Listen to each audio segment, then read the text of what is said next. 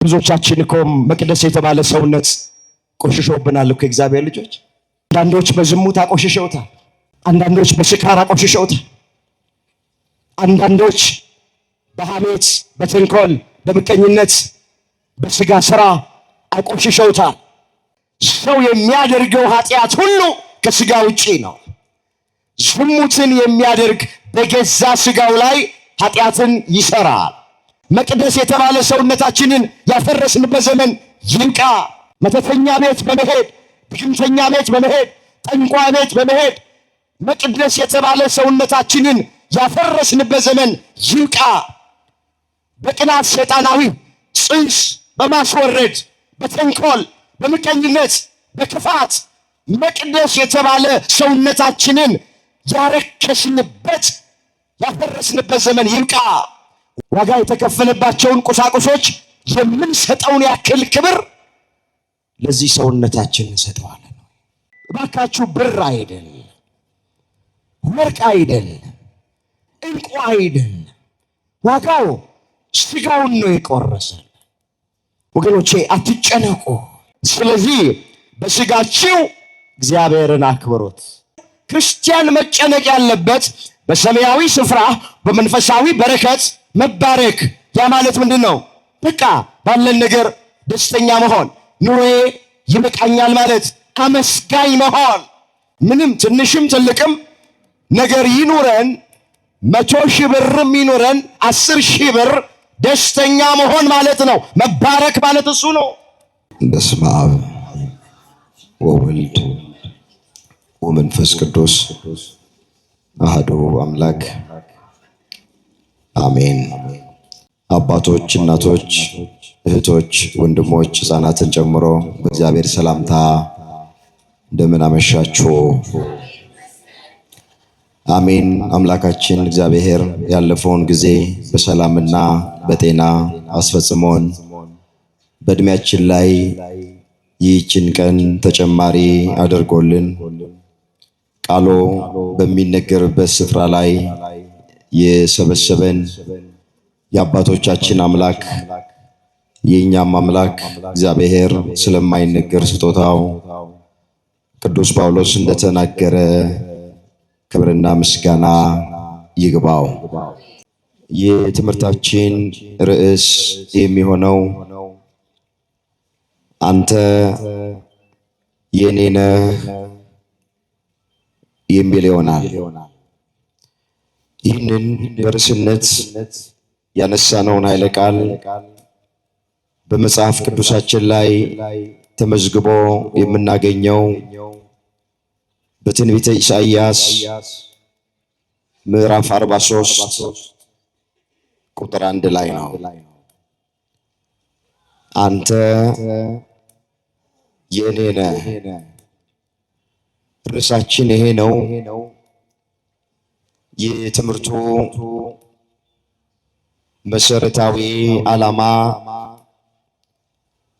እኛ የእግዚአብሔር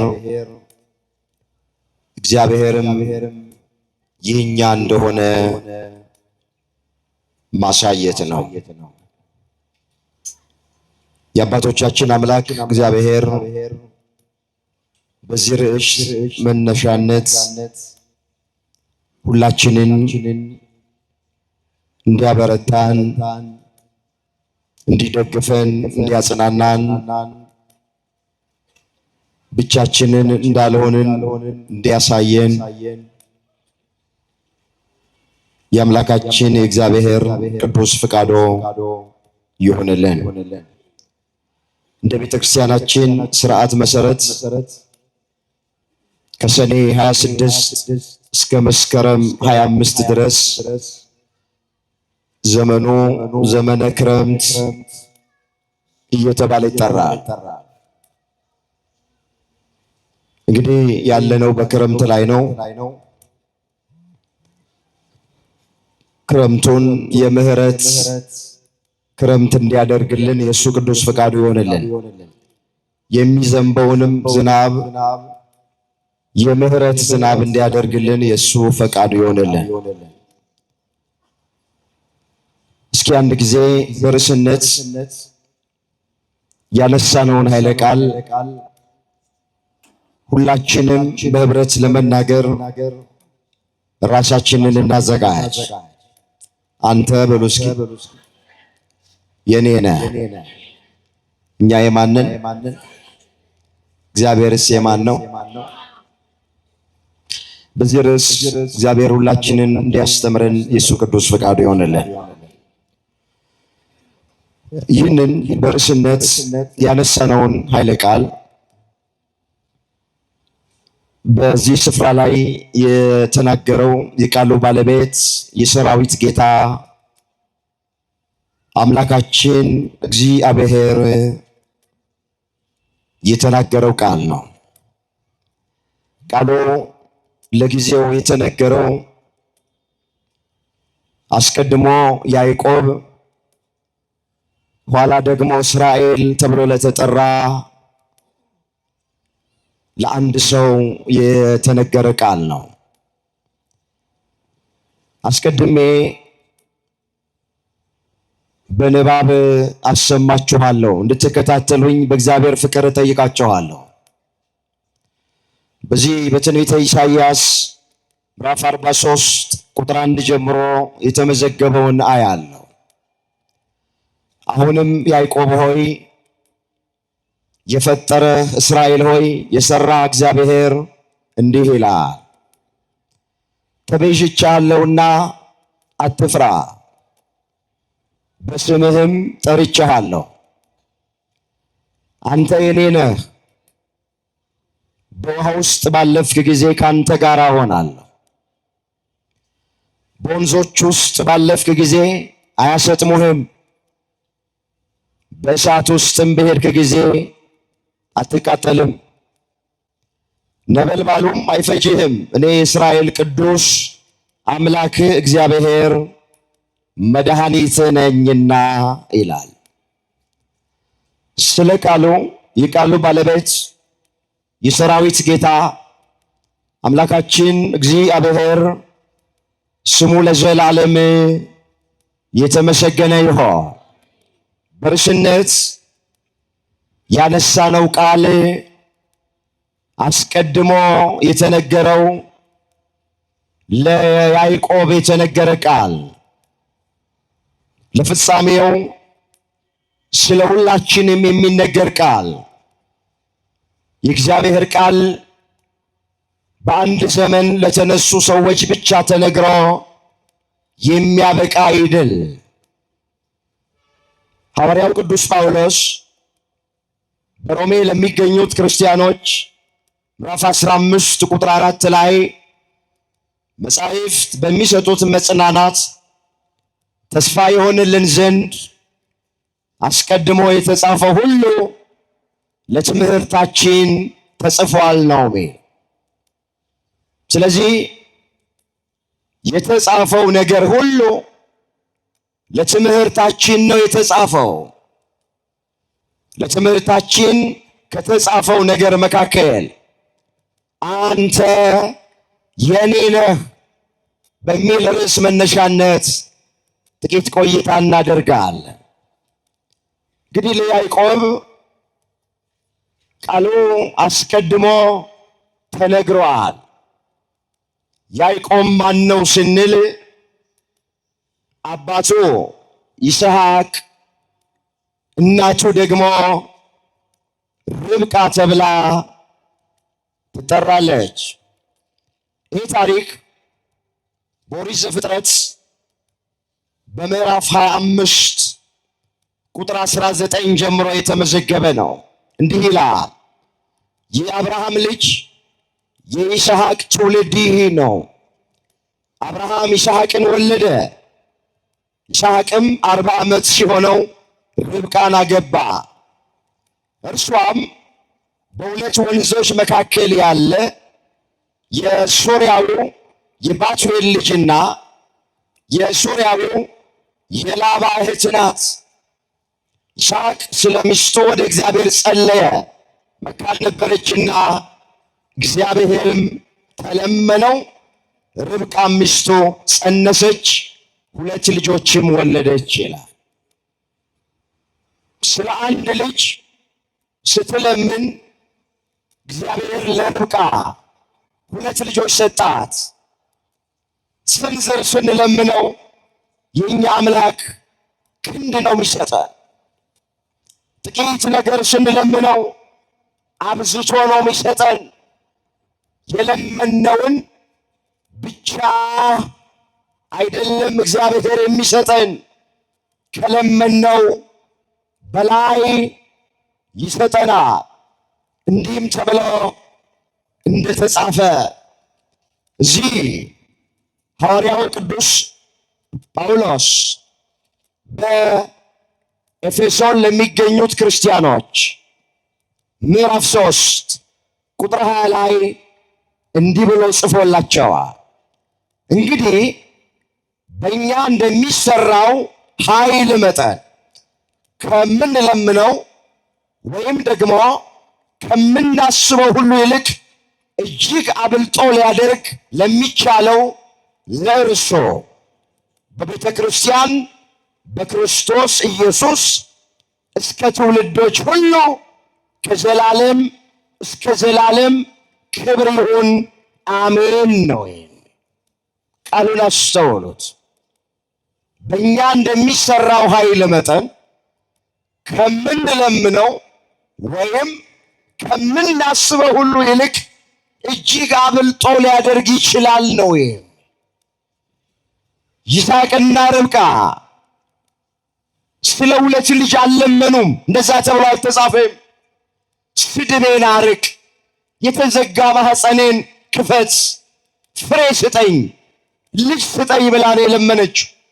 ስለ 1 ልጅ ስትለምን ግን 2 ልጅ ሰጣት፣ ያዕቆብና ኤሳውን ማለት። ሁልጊዜ እንደዚህ ይሆናል።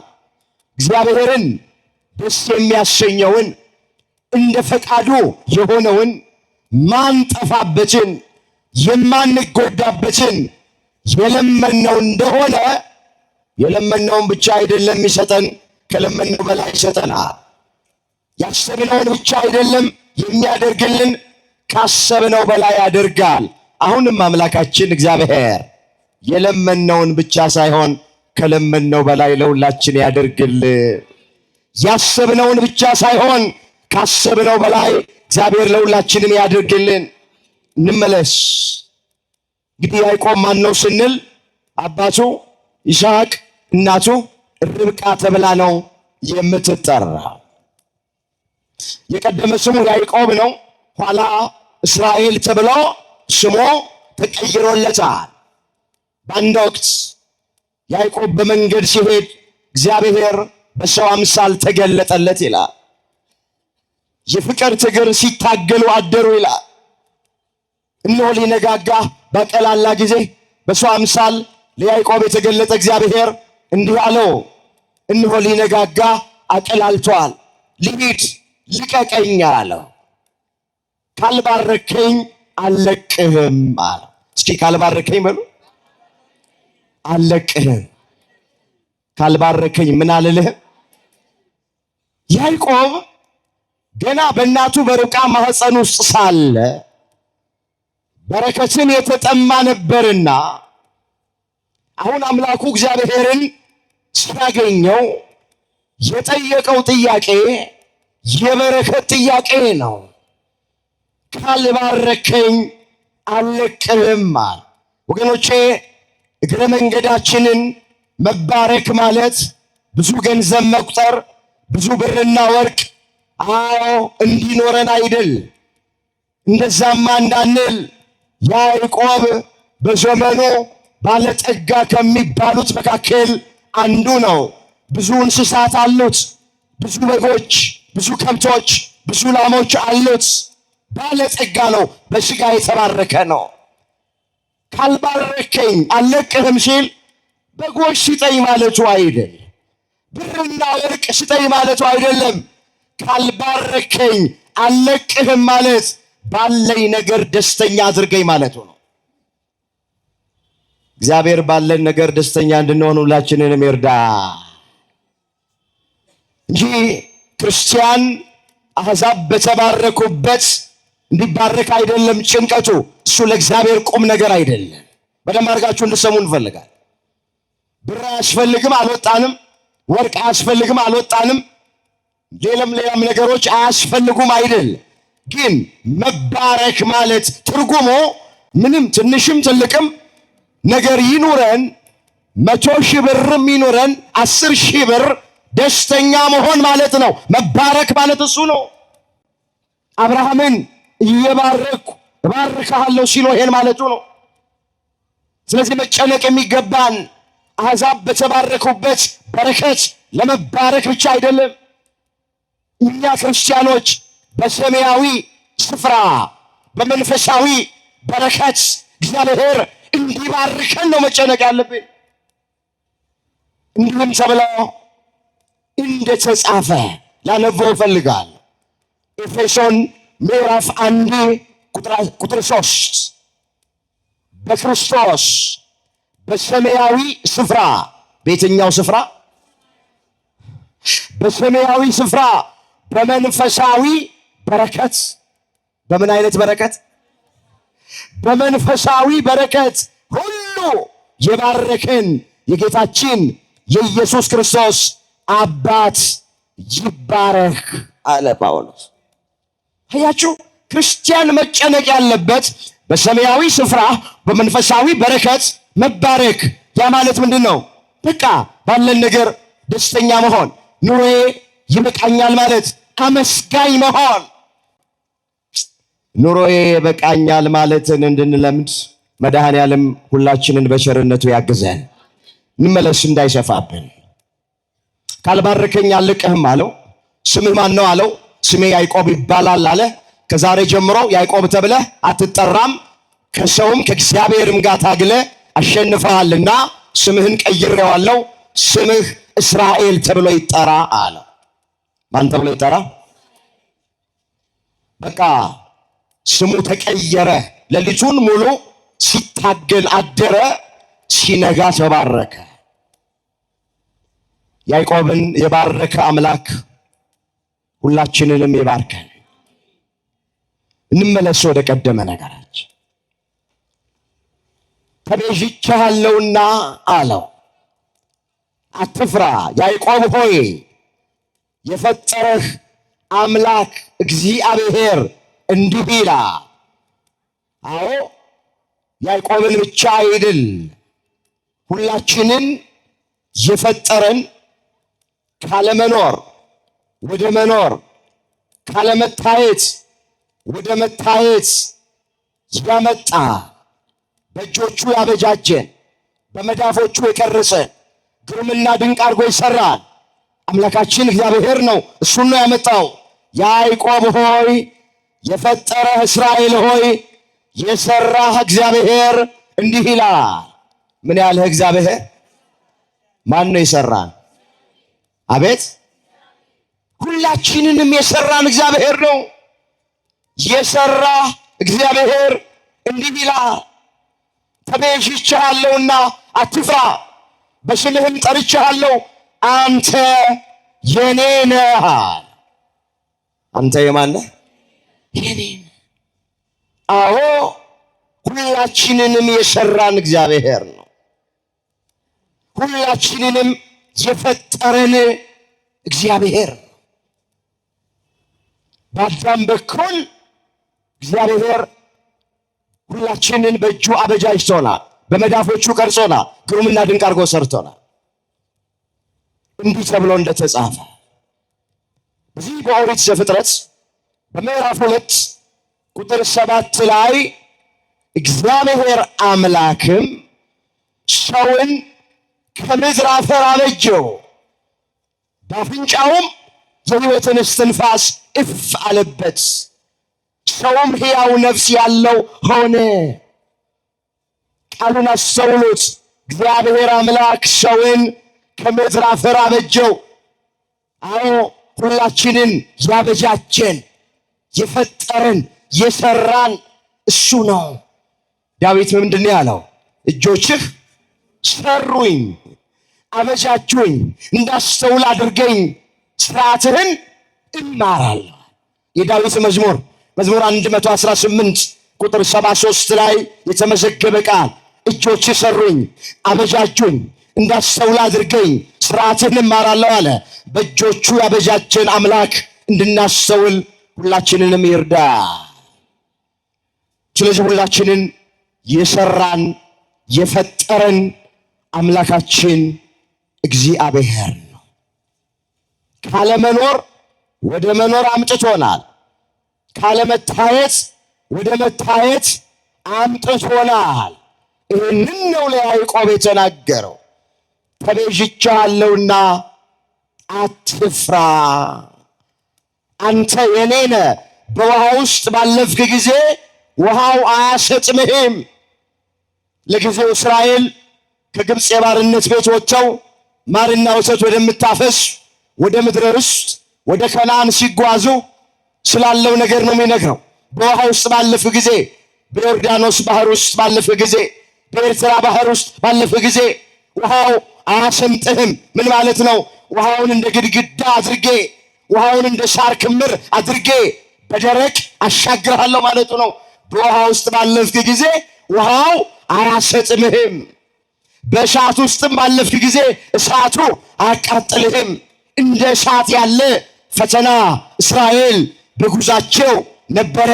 እሳቱ ግን መከራው ግን አላቃጠላቸው፣ አላጠፋቸውም። ይህንን ለያዕቆብ ነገረው እግዚአብሔር። አትፍራ፣ አትጨነቅ፣ አትደንግጥ፣ እኔ ካንተ ጋር ነኝ እያለ ያጽናናው ነበረ፣ ያበረታው ነበረ። ለፍጻሜው ይህ ቃል ስለ ሁላችንም የሚነገር ቃል። እኛ የኛ አይደለንም፣ እኛ የእግዚአብሔር ነን። እኛ የማንን?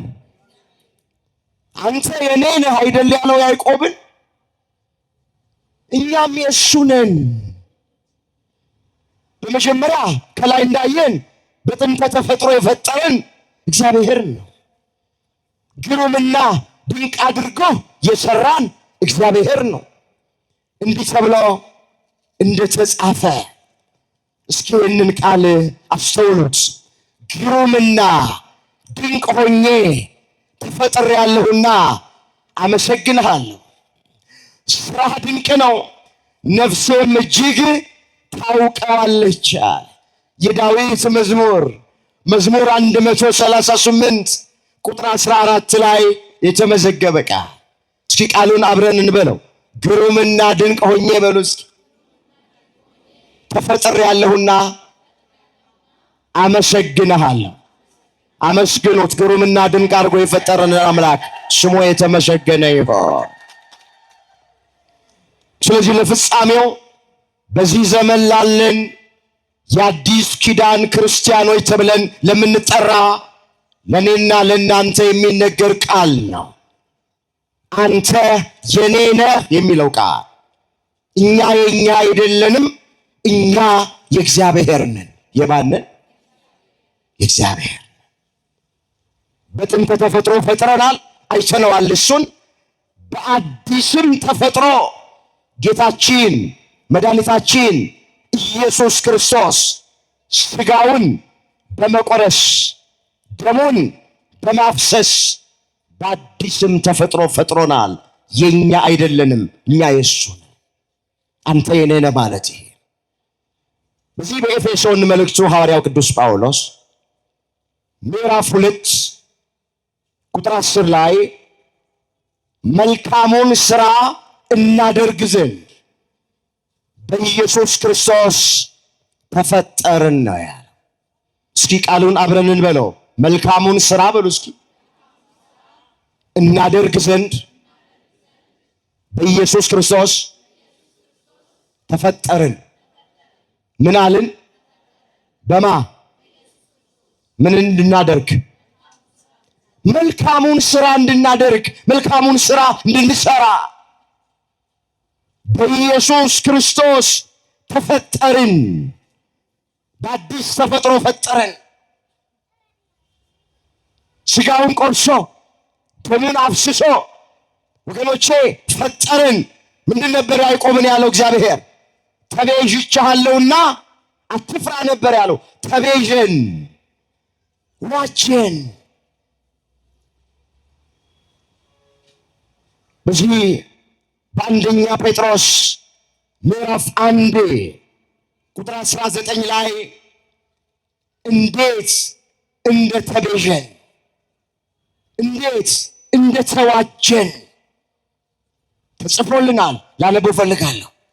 አንደኛ ጴጥሮስ ምዕራፍ 1 ቁጥር 19 ላይ ከአባቶቻችሁ ከወረሳችሁት ከከንቱ ኑሯችሁ በሚያልፍ ነገር በብር ወይንም በወርቅ ሳይሆን ነውርና እድፍ እንደሌለው እንደ በግ ደም በክቡር የክርስቶስ ደም እንደተዋጃችሁ ታውቃላችሁን?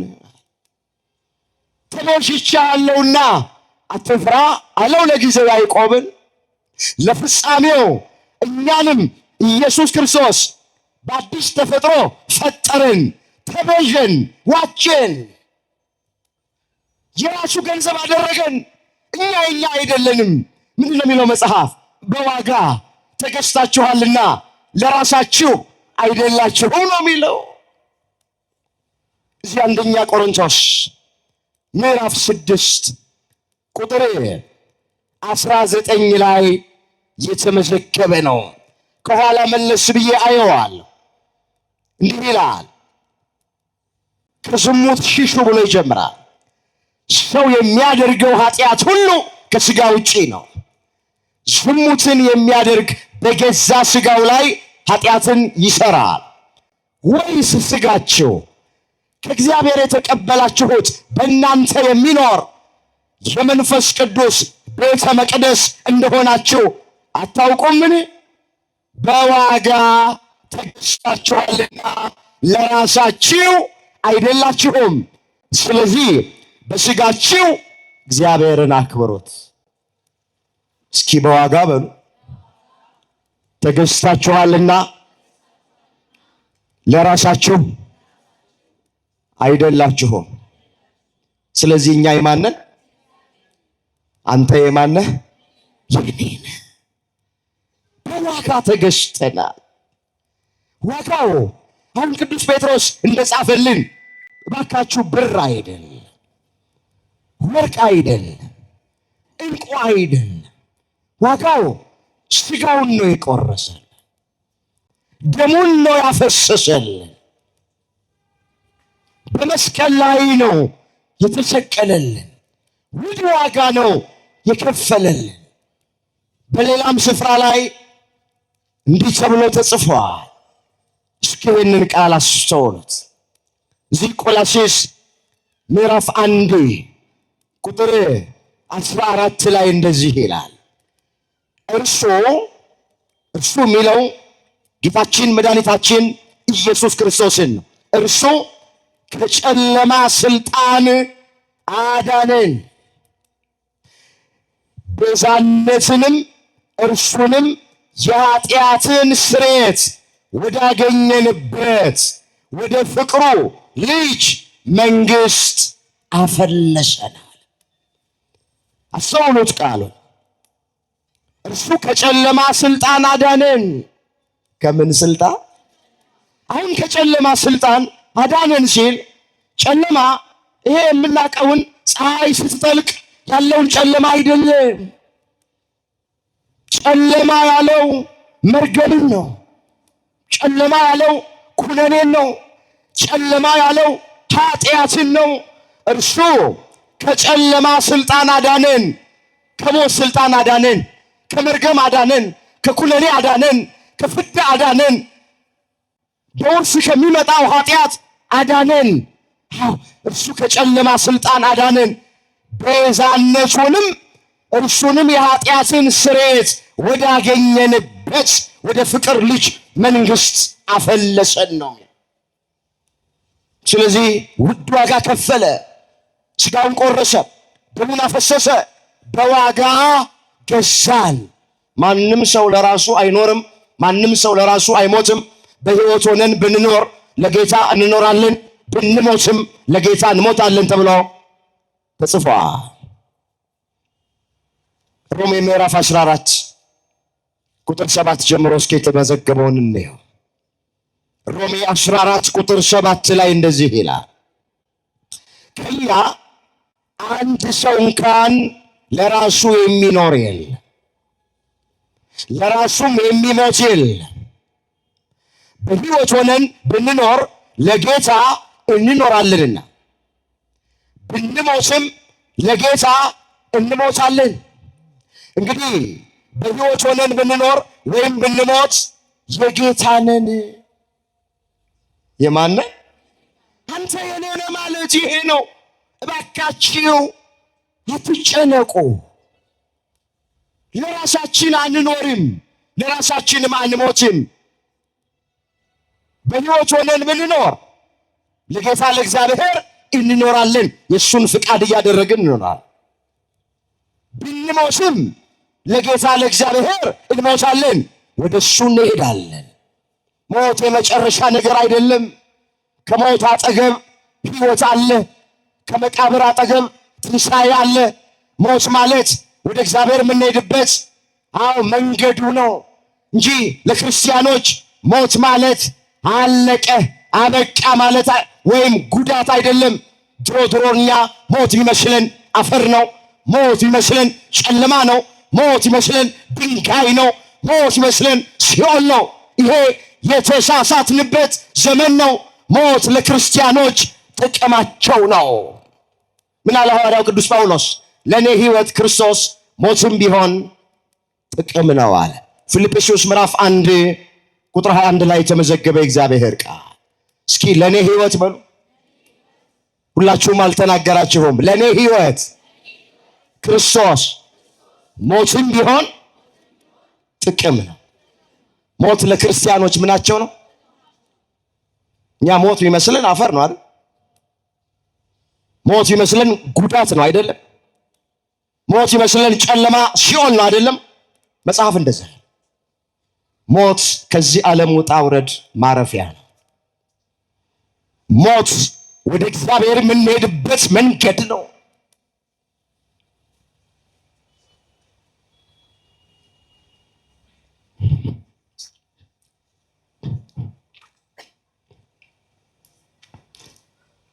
ሞት የመጨረሻ ነገር አይደለም።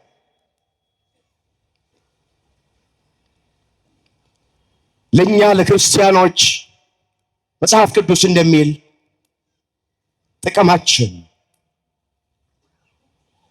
እንመለስ ወደ ቀደመ ነገራችን። ስለዚህ ማናችንም ለራሳችን አንኖርም፣ ብንሞትም ለራሳችን አንሞትም። መጽሐፍ እንደሚል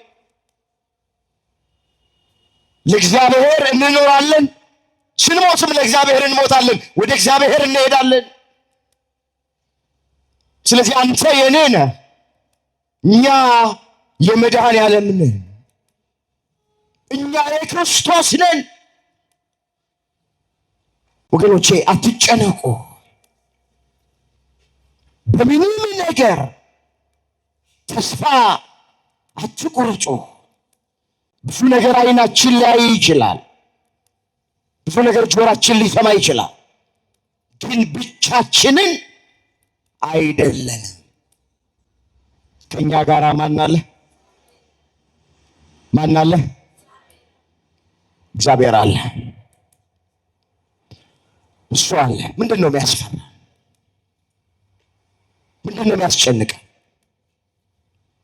አንተ የኔ ነህ እያለን እግዚአብሔር ምንድን ነው የሚያስፈራ? እህቶቼ፣ ወንድሞቼ፣ እኛ የእሱ እሱ የኛ ነው። ያስብልናል፣ ስለኛ ይዋጋል። እናንተን የሚነካ የዓይኑን ብሌን እንደሚነካ ነው ይላል። በዚህ በትንቢተ ዘካርያስ በምዕራፍ 2 ቁጥር 8 ላይ የተመዘገበ ቃል እናንተን የሚነካ የዓይኑን ብሌን የሚነካ ነው አለ። መቼስ ታውቃላችሁ፣ ዓይናችን ላይ የምናደርገውን ጥንቃቄ ታውቃላችሁ። አንድ ዓይን ያለው በአፈር አይጫወትም እንላለን። ማንም ሰው የዓይኑን ብሌን አያስነካም። ስለዚህ እግዚአብሔር ምን አለ? እናንተን የሚነካ አለ። እኛን እኮ ነው። ለጊዜው እስራኤልን ነው፣ ለፍጻሜው እስራኤል ዘነፍስ ተብለን የምንጠራ እኛ የአዲስ ኪዳን ክርስቲያኖች በደሙ የዋጀንን እኛን ነው። እናንተን የሚነካ የዓይኑን ብሌን እንደሚነካ ነዋል። እንደ ዓይኑ ብሌን ነው እግዚአብሔር የሚጠነቀቅልን። እንደ ዓይኑ ብሌን ነው እግዚአብሔር የሚያስብልን። ስለዚህ እኛ የእግዚአብሔር ነን፣ እግዚአብሔርም የኛ ነው። ምንም የሚጎልብን ምንም ምናጣው ነገር የለም። በምድር የሚያስፈልገንን ያደርግልናል፣ በሰማይም ደግሞ መንግስቱን ርስቱን ያወርሰናል። እግዚአብሔር ለዚህ ክብር ሁላችንን በቸርነቱ ያብቃል። ምን አለው ያዕቆብን? በስምህ ጠርቼሃለሁ አለ። በምን ጠርቼሃለሁ አለ? ይኸውላችሁ እግዚአብሔር እያንዳንዳችንን በስማችን ያውቀናል። በምናችን ያውቀናል? እኔ 5 ሰው ወይም 10 ሰው በስሙ እዚህ ውስጥ ላውቅ ይችላል። ሁላችሁንም በስማችሁ እኔ ላውቃችሁ አልችል። እርስ በርሳችንም ሙሉ ለሙሉ በስማችን ልንታወቅ አንችል። እግዚአብሔር ግን ሁላችንን በስማችን ያውቀናል፣ በስማችንም ይጠራናል። ታውቃላችሁ ሰው በሕይወቱ በጣም ደስ የሚለው በስሙ ጠርታችሁ ሰላም ስትሉት። አንድ ቀን ያገኛችሁትን ሰው ሁለተኛ ቀን ስታገኙት በስሙ ጠርታችሁ ሰላም ስትሉት በጣም ደስ ይለዋል። እግዚአብሔር ደስ በሚለን ነገር መጣ። ምን አለ? በስምህ ጠርቻለሁ፣ በስማችሁ ጠርቻችኋለሁ፣ በስማችሁ አውቃችኋለሁ፣ እናንተ የኔ ናችሁ አለ። ስለዚህ እግዚአብሔር ያውቀናል። ሰዎች ላያውቁን ይችላሉ። እግዚአብሔር ግን ምን ይለናል? አቤት ያውቀናል። አያውቀንም? ያውቀናል፣ ያስብልናል። ምን አለ መጽሐፍ? ለእናንተ የማስባትን ሐሳብ እኔ ያውቃለሁ፣ ፍጻሜና ተስፋ እሰጣችሁ ዘንድ የሰላም ሐሳብ እንጂ ክፉ ነገር ስለ እናንተ አላስብም። እናንተ ትለምኑኛላችሁ፣ እኔም ደግሞ ይሰማችኋለሁ አለ። ኤርምያስ 29 ቁጥር 11 ላይ የተመዘገበ ቃል። እስኪ ቃሉን አብረን እንበለው። ለእናንተ በሉ እስኪ የማስባትን ሐሳብ እኔ አውቃለሁና ፍጻሜና ተስፋ እሰጣችሁ ዘንድ የሰላም ሐሳብ እንጂ ክፉ ነገርን ስለ እናንተ አላስብም። እናንተ ትለምኑኛላችሁ፣ እኔም ደግሞ እሰማችኋለሁ። እግዚአብሔር ከኃጢአት በስተቀር የምንለምነውን ልመና ሁላችንንም ይስማ። ስለዚህ እሱ የኛ ነው፣ እኛ የእሱ ነን። ምንም ያጎድልብን ምንም የሚያሳጣን ነገር የለም። ያዕቆብን ተቤዥቻለሁና አትፍራ፣ አንተ የኔ ነህ፣ በስምህ ጠርቼሃለሁ እንዳለ እኛንም ተቤዥቶናል፣ በዋጋ ገዝቶናል። ውድ ዋጋ ከፍሎ ነው የገዛን። ውድ ዋጋ ወገኖቼ፣ ሰው ታውቃላችሁ ዋጋ የተከፈለበትን ነገር በጣም ያከብረዋል። በጣም የሚያከብረው ውድ ዋጋ የከፈለበትን ነገር ሲያስቀምጠው እንኳን በጣም ጥሩ ቦታ ነው የሚያስቀምጠው። አሁን ዋጋ ወጥተን የገዛንበትን ሞባይል በጥንቃቄ ነው የምንይዘው። ዋጋ የገዛንበትን ሰዓት፣ ዋጋ ያወጣንበትን ሰዓት፣ ሰው በስጦታ መልክ የሰጠንን ሽቱ ይሁን ጌጥ ይሁን መኪና ይሁን ሂዱበት እናንተ ውድ ዋጋ ስለተከፈለበት ስለወጣበት አክብረን ነው የምንይዘው። እኛም ዋጋ የተከፈለብን አሁን የምንኖረው ኑሮ ዋጋ እንደተከፈለልን ይሆን? እስኪ ሁላችንም ራሳችን ኑሯችን ክርስቶስ ዋጋ እንደከፈለልን ይሆን የምንኖረው?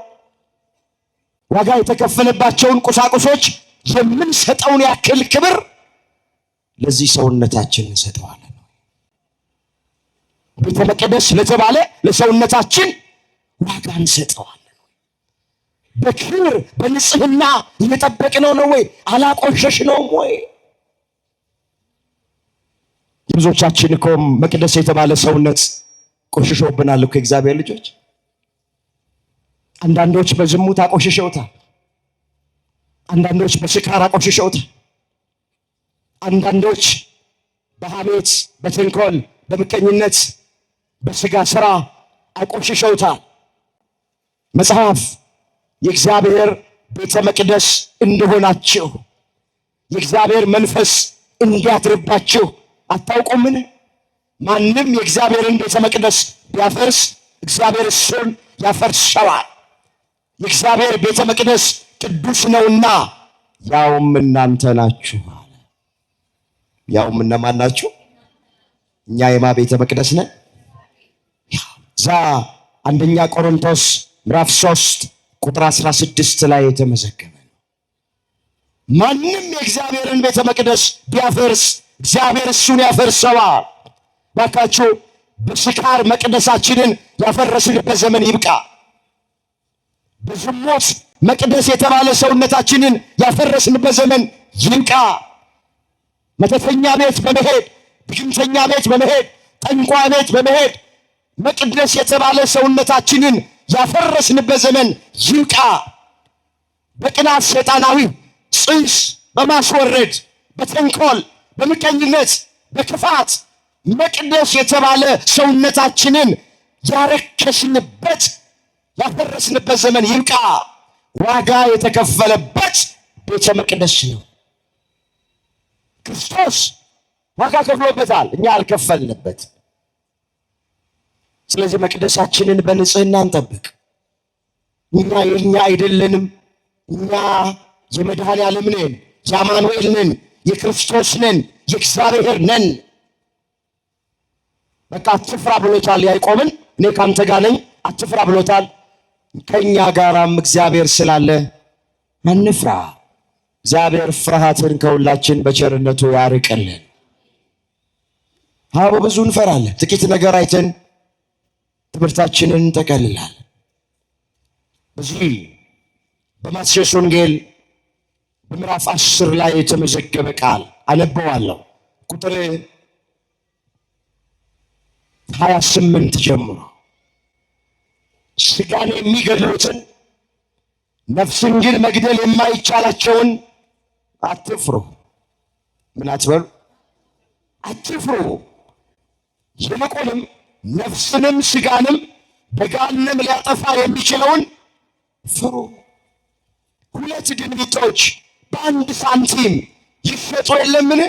ከእነርሱ አንዲቱ ያለ አባታችሁ ፍቃድ በምድር ላይ አትወድቅም። የእናንተ የራሳችሁ ፀጉር ሁሉ እንኳን ተቆጥሯል። እንግዲህ አትፍሩ፣ ከብዙ ድንቢጦች እናንተ ትበልጣላችሁ። እግዚአብሔር ከእኛ ጋራ በረድኤት ከእኛ ጋራ በበረከት ከእኛ ጋራ በቸርነት እንዳለ አውቀን አምነን ከፍርሃት ርቀን እንድንኖር ሁላችንን በቸርነቱ ይርዳል። ከጭንቀት እንድንገላገል ከጭንቀት እንድንርቅ መድኃኔዓለም ሁላችንንም ይርዳል። ወገኖቼ ኢየሱስ ክርስቶስ ወደዚህ ምድር የመጣበት ብዙ ዓላማ ቢኖረውም 3 ነገሮችን ከሰው ልጆች ለማራቅ ነው ይላሉ የቤተ ክርስቲያን ሊቃውንት። ስንት ነገሮች? 3። መጀመሪያ ፍርሃትን ለማራቅ፣ ሁለተኛ ጭንቀትን ለማራቅ፣ ሶስተኛ ተስፋ መቁረጥን ለማራቅ። ፍርሃትን ለማራቅ አዎ አትፍሩ እያለ አምላካችን ጌታችን መድኃኒታችን ኢየሱስ ክርስቶስ ያስተምር ነበረ። ጭንቀትን ለማራቅ በአንዳች አትጨነቁ ይላቸው ነበር። ተስፋቸውን ደግሞ ለመቀጠል በተስፋ ደስ ይበላችሁ ይል ነበረ። ስለዚህ ተቤዥቻለሁና አትፍራ፣ በስምህ ጠርቼሃለሁ፣ አንተ የኔ ነህ። በውሃ ውስጥ ባለፍክ ጊዜ ውሃው አያሰጥምህም፣ በእሳቱ ውስጥ በሄድክ ጊዜ እሳቱ አያቃጥልህም፣ ነበልባሉ አይፈጅህም። እኛ የማ ስለሆነ እግዚአብሔር የማ ስለሆነ እግዚአብሔር የማን ነው? እኛስ የማን ነን? በቃ እኛ የኛ አይደለን፣ የእግዚአብሔር ነን። የሚያስብልን አለ፣ የሚጨነቅልን አለ፣ የሚጠብቀን አለ፣ የሚዋጋልን አለ፣ እንደ አይኑ ብሌን የሚንከበከበን አምላክ አለ። አመስግኖት ይህንን አምላክ። ክብር ምስጋና ለአምላካችን ለእግዚአብሔር ይሁን። አንድ ቃል ተናግሬ ትምህርቴን ጠቀልላለሁ። ከኛ ጋር ነው እሱ። አውላላ ሜዳ ላይ ትቶን አይሄድም እግዚአብሔር። ምናልባት የተደገፍናቸው ወንድሞቻችን፣ እህቶቻችን፣ ባልንጀሮቻችን ጀርባቸውን ሊሰጡን ይችላል።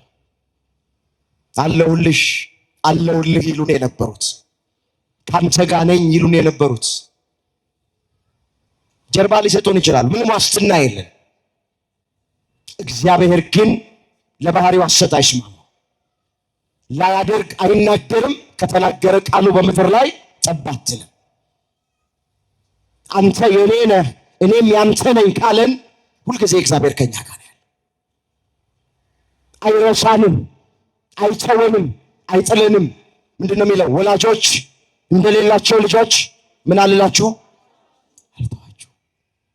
የዮሐንስ ወንጌል ምዕራፍ 14 ቁጥር 18 ወላጆች እንደሌላቸው ልጆች አልተዋችሁም። ወላጅ የሌለው ልጅ ቢራማ ያበላዋል፣ ቢጠማ ማን ያጠጣዋል፣ ቢታረዝ ማን ያለብሰዋል።